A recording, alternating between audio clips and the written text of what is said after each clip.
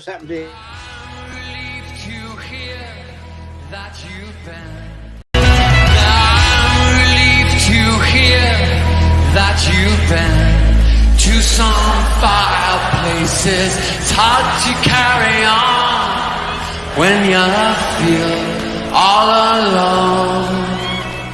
Now I've swung back down again. It's worse than it was before. If I hadn't seen such riches, I could live with being poor. Oh, sit down, oh, sit down, oh, sit down. Sit down next to me. Sit down, down, down, down, down. Sympathy.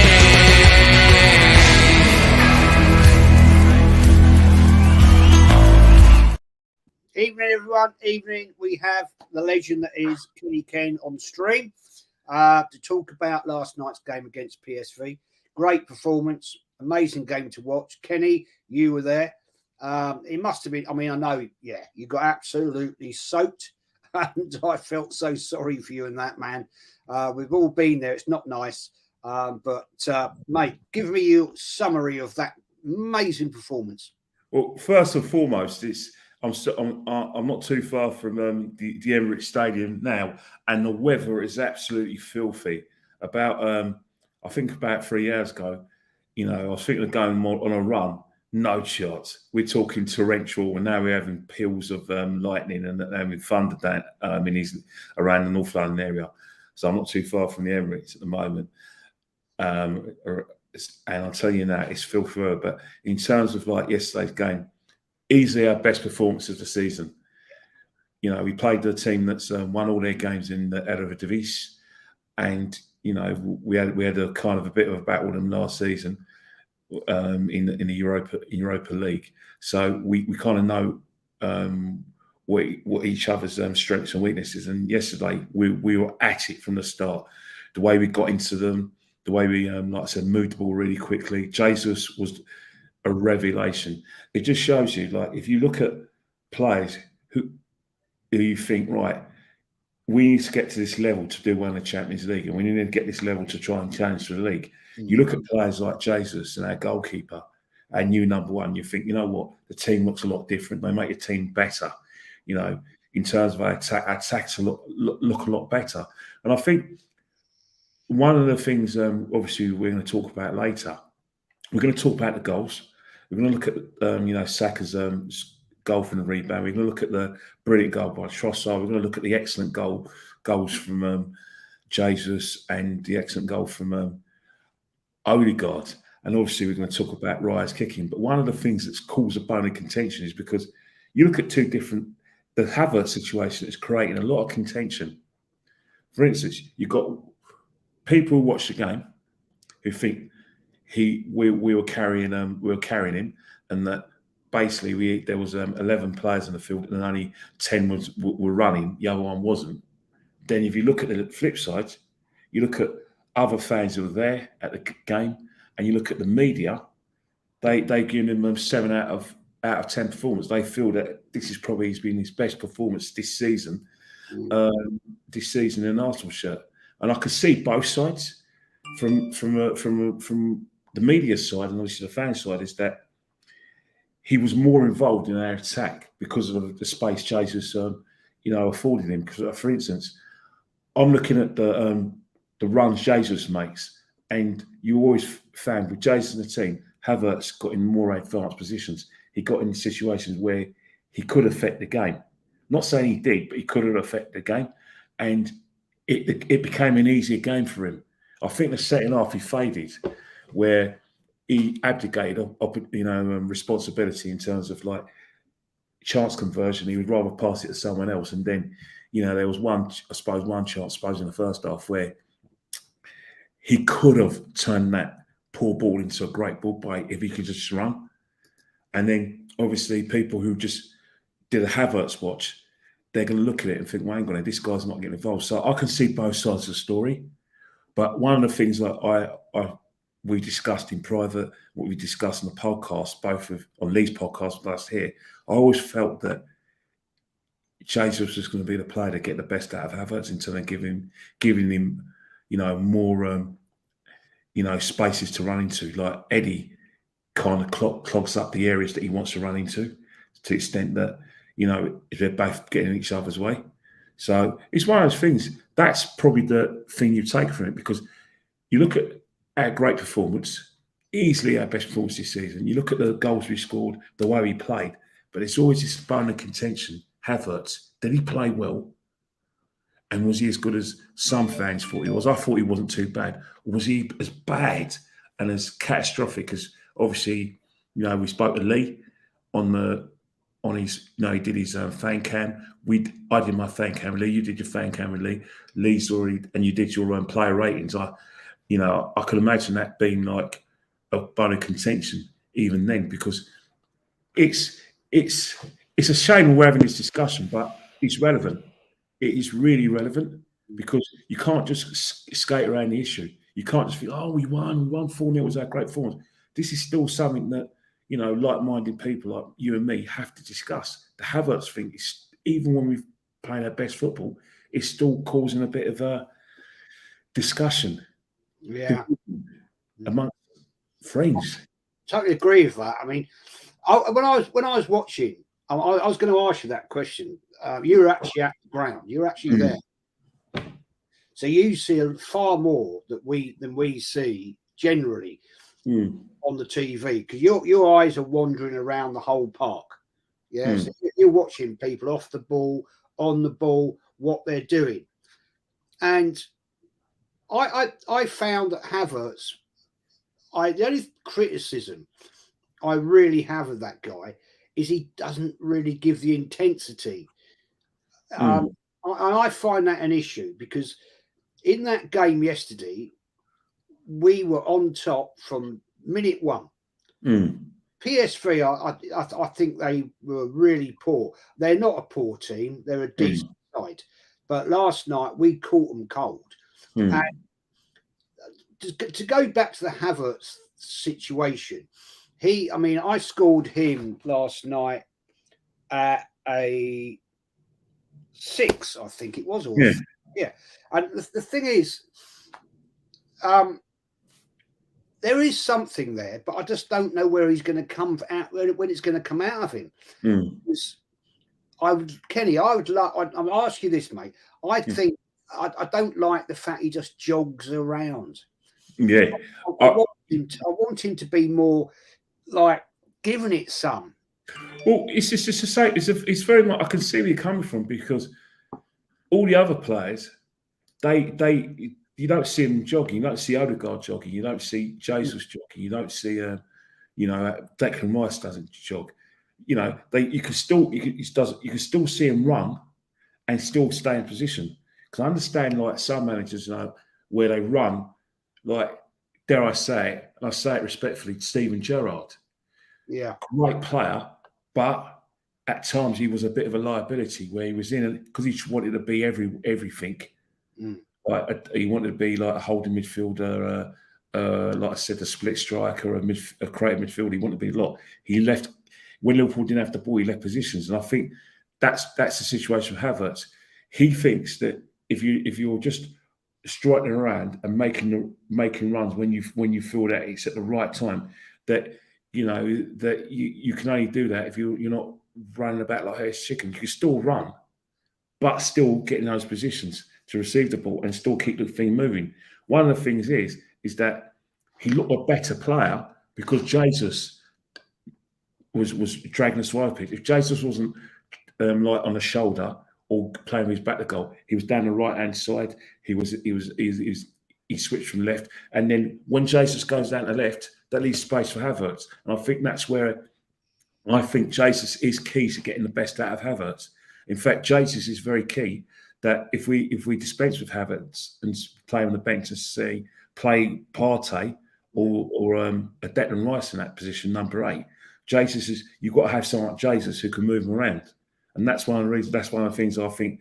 If he can't play well with Jesus, then he's never going to play well. I think what he needed yesterday was a goal. 100% needed a goal. Yeah. We were winning him on. I don't know what you were like at home when you're watching it. But I think a lot of even the fans who are confused by a signing, or dare I say, blindsided by it, they're going to think, well, hang on it. Oh, you want it to do well because deep down, you're always going to go back to that goal he scored in Porto 2 years ago.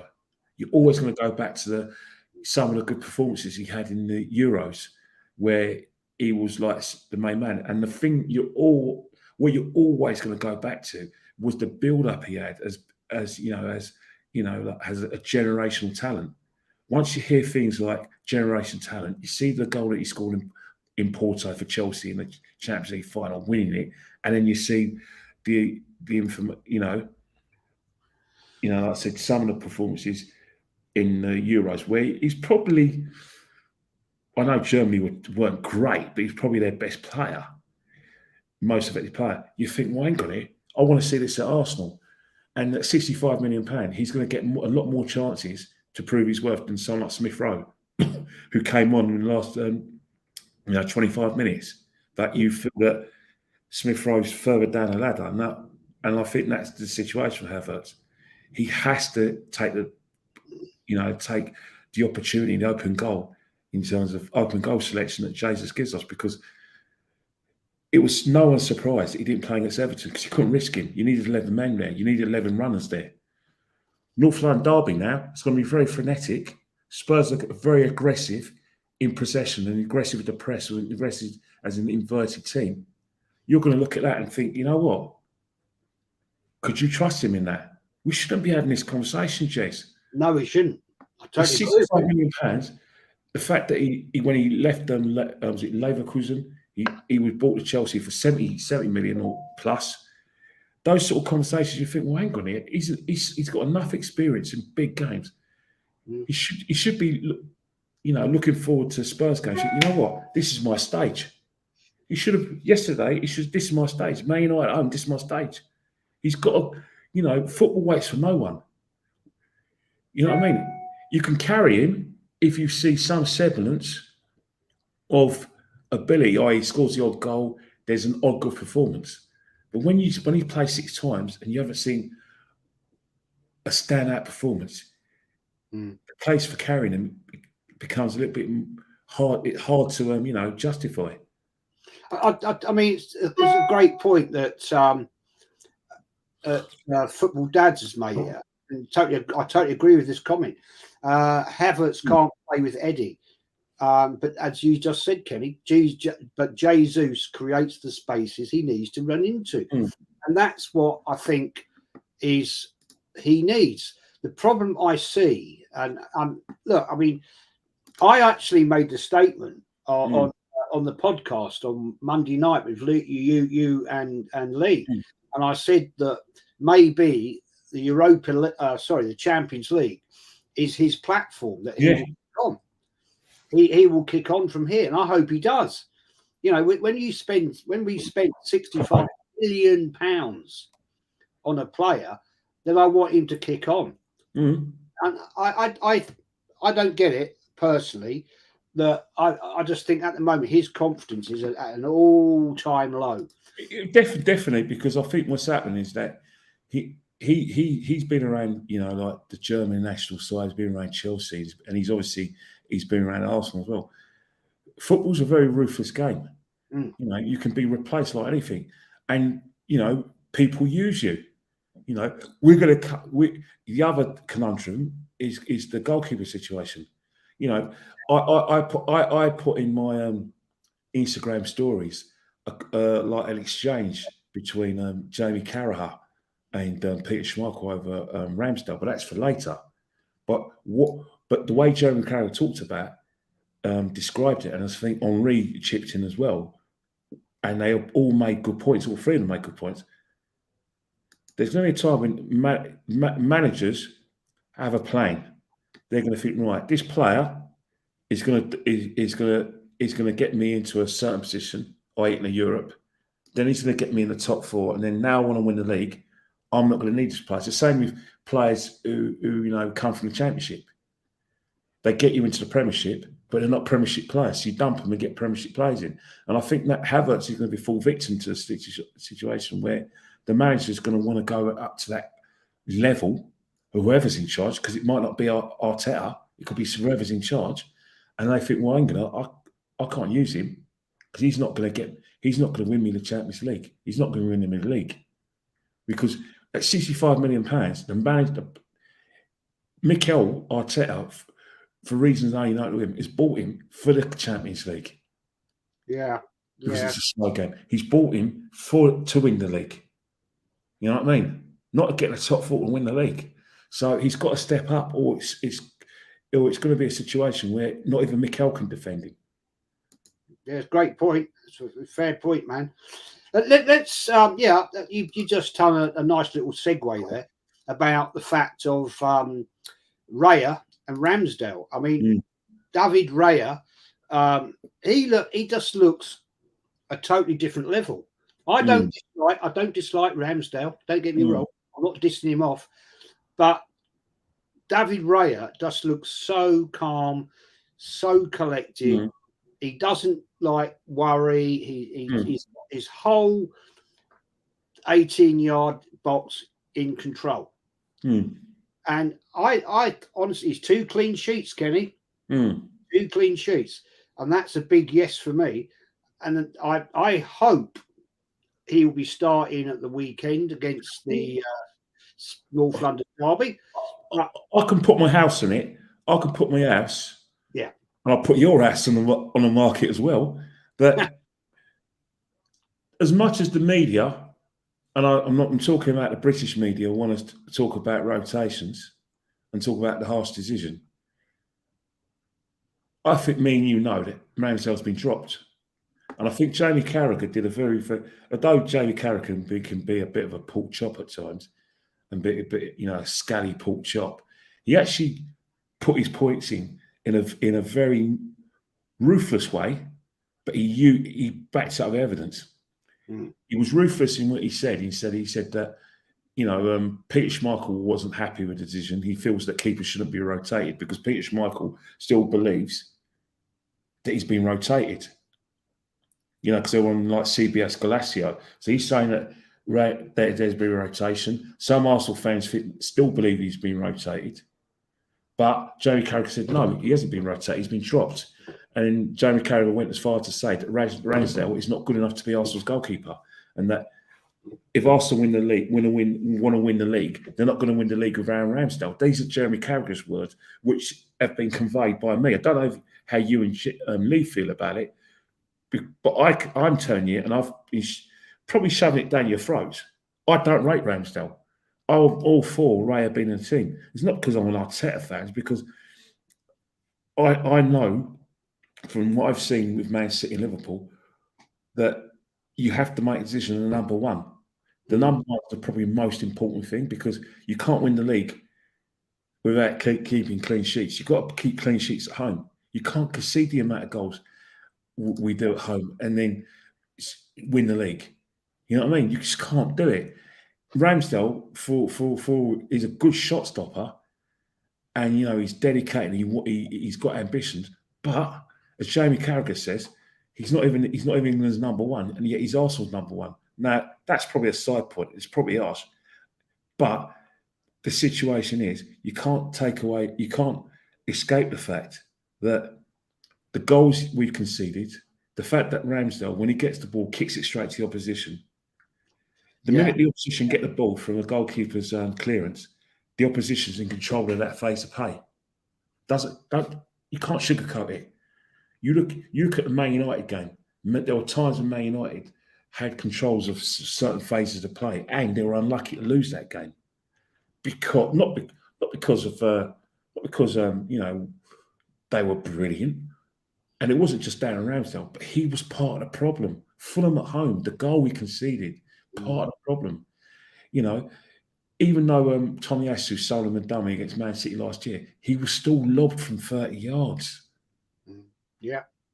You know what I mean? And then Southampton, I mean, he's been playing himself out of the team for about a year. And even not more than that.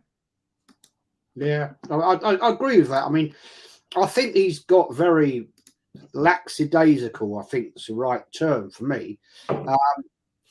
I mean, Rice says, just got back from work, watching the legend of Jez and Kenny, two of my favourite three Arsenal fans. Absolutely, mate. We are the ones. That's right. Absolutely. Wolf. By the way, people, Wolfgang has set up his own channel. Is he doing something tomorrow at 9 o'clock? I don't know, but he's asking Wolfie. Yeah, I'll definitely be all right for 9 o'clock. I'm gonna try and get back. I'm gonna go to the gym. And I'm gonna try and get back for 9 to do it for you. So I'll announce it on live TV. Is that the history one he wants to do? I don't know what he wants to do. You know, he just said. I think he sent you one as well, isn't he? Yeah. 9, yeah. I'm up for it. I'm up for it. You know me. I'm just a tart. I'll go anywhere. Hey, Jez, you're talking to the biggest one ever. The biggest one. Trust me. You can find me in Scores Stalls in Soho and Portobello Market, mate, or even on shop windows, mate. You won't get a worse one than me. Yeah, but it's all good. It's all good, man. It's all good. Kenny Odegaard. Great performance last night. My man of the match. 100%. It's my man of the match on Lee's ratings. He gets better and better, doesn't he? He does. He's getting better and better. And let's get it right. I'll be the first to put my hands up when I call players out and they prove me wrong, right? Then I'll admit it. You know, I'm not a person who'll say, well, he was crap, but he's still crap. Well, he's actually becoming very good. He's thrived. I think as I think what's happening is that one thing you can give like Mikel. I don't like his methods. I don't like his, I still haven't forgotten and forgiven the lockdown season, because that was an embarrassment and a disgrace. But one thing that Mikel's done is that the team, he has a way of playing dependent on the players he has. So what I'm trying to say, like the lockdown season, that was all about, I suppose he was trying to out players who were not good enough at our expense to the extent we didn't get into Europe. Then the season afterwards was to try and get a top four with a younger team. And the season after that was to try and evolve it, to see if he could, catch Man City cold. This season now is a season where he has to deliver. He has to deliver a trophy. He has to win, challenge for the league. It's simple as that. It's not negotiable, because he's now got what he wants. You know what I mean? He's got what he wants. He's got the goalkeeper he wants. He's got the defense. He's got his defense he wants. There are injuries. He's got the bench he wants. He has to challenge for the league and has to, do more than shadow box in the Champions League. Because he has to deliver. Because there's no what I call, what's that word that we like? Trust the process. You know what I mean? That nonsensical world. The process is over. This is the finished article now. Yeah, absolutely, man. And we have my favourite man, Pete Hayward. Jez. Hello, Pete. How you doing? How you doing, son? How you doing, mate? I heard that you got an early Valentine's card. That someone's agreed to go out with you. So I'm very happy for you. Make sure that you dress up. Make sure you have a bit of a wash. Don't forget to wash those behind your neck and wash those wrists. And make sure you wear some clean clothes and take her somewhere nice. Yeah. Yeah. He hasn't been around for a while. It's quite funny, really. Let's get Kenny. Let's get into this. We've got the NLD on the weekend. I will now be watching it. I haven't got any stress. I've got no dramas. Unfortunately, we've had to cancel our holiday because of family issue problem. So I'm not going to be stressed out. I'll be able to sit here with my wine and sit here. Jez, you'll be stressed out because it's Tottenham. I know. I always do get stressed. I do. You know what it's like North London derbies. Even now, I think it's physical. The anticipation is physical in terms of like what it does to your, to your chest, to your tummy. I don't know whether you call it excitement or stress, but it is a very, very exciting and stressful situation playing Tottenham, home and away. Always. When we're at home, the pressure's on us to win the game because we're at home. We dare not lose in front of our fans. Dare not. Which makes probably this game more stressful than the return would be in at White Hart Lane or Tottenham Hotspur Stadium. I totally agree, mate. I always get so nervous. I'll be getting nervous Saturday night. I'll tell you that now. Yeah, definitely. I'll be like, oh shit. Anyway, Oregon Gouda said 3 players scored their first CL goals ever. Trossard, Saka, Odegaard. Come on, boys. Best performance so far. Yeah. And Kenny, I'm just going to ask you this question, mate. That lineup yesterday, right, I would go with that. Apart from, I would mix out Havertz, mix him out of that one. But we've got to go with that lineup because we played intensity. Oh yeah, because the way they've been playing this season, they've been playing with intensity. They have been on the attack, and what Spurs will do, it's if you notice that when Kane was there, there was no like kind of creativity there. He was the creative force in that team because obviously they had injuries to Bentancur, and so what was happening is that he was busting into the midfield, getting the ball, looking up and relying on the pace of Kulusevski, Richarlison, and sometimes Song. Now they've got a proper midfield, which is going to be a bit difficult because if you look at how Spurs play, he's got basically athletes and what I call bodyguards for Maddison, to the extent that they create space in terms of like aggressive midfield play in order to give Maddison a free role for being, in order to pick his passes or get into forward positions. So that's one of the areas where you look at the midfield three, and you think, right, we're creative in terms of Odegaard. We've got Declan Rice.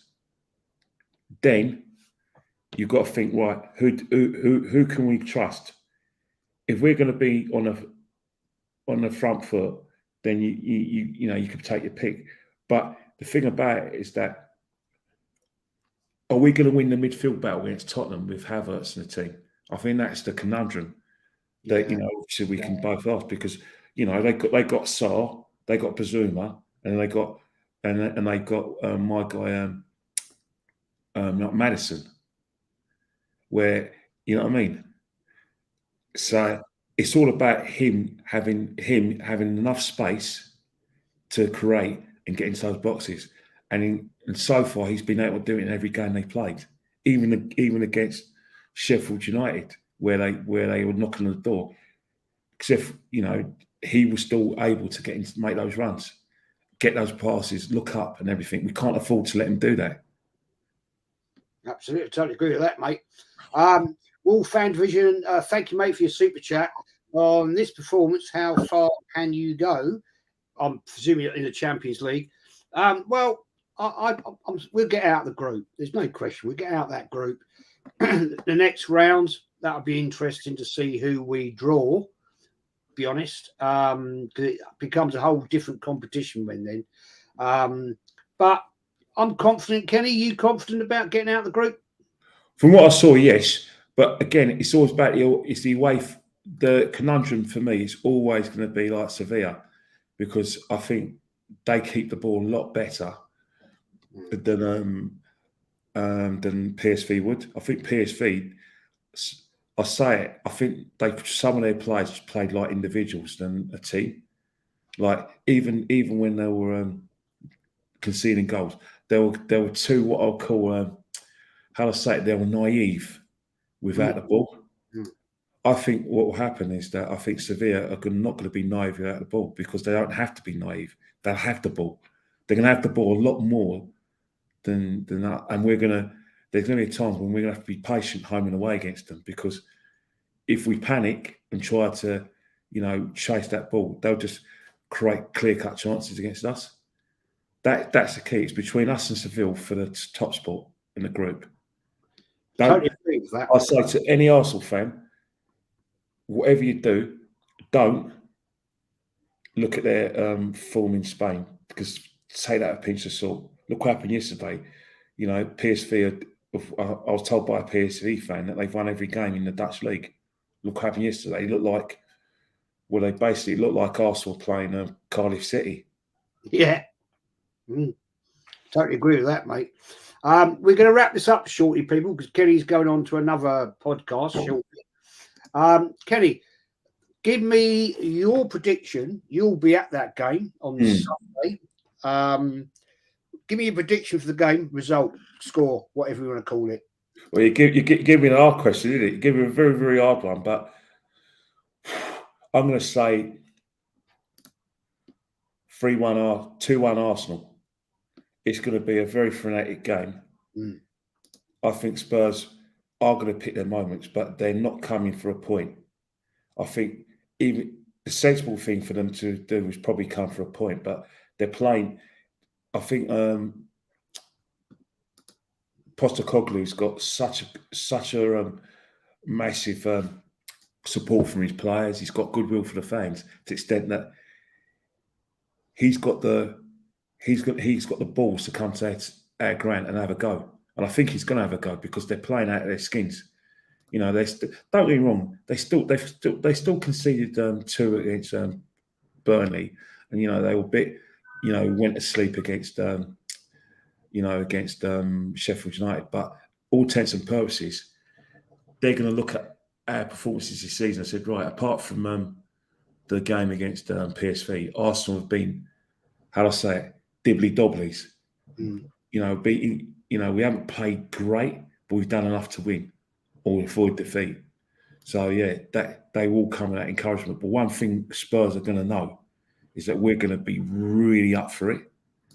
The players are going to be up for it. The crowd are 100% going to be on it. And we're probably going to think, right, we're going to be determined to play it a lot better than we played on yesterday. And yesterday was our best performance of the season. So we want to sort of not just replicate it, enhance it. Totally agree with that. I look at the players. I look at Jesus fighting fit. I think Romero and Van der Ven are going to have their hardest game this season. I think that, Poro is going to get a test. With Saka. He's not going to be able to sort of get in those advanced areas.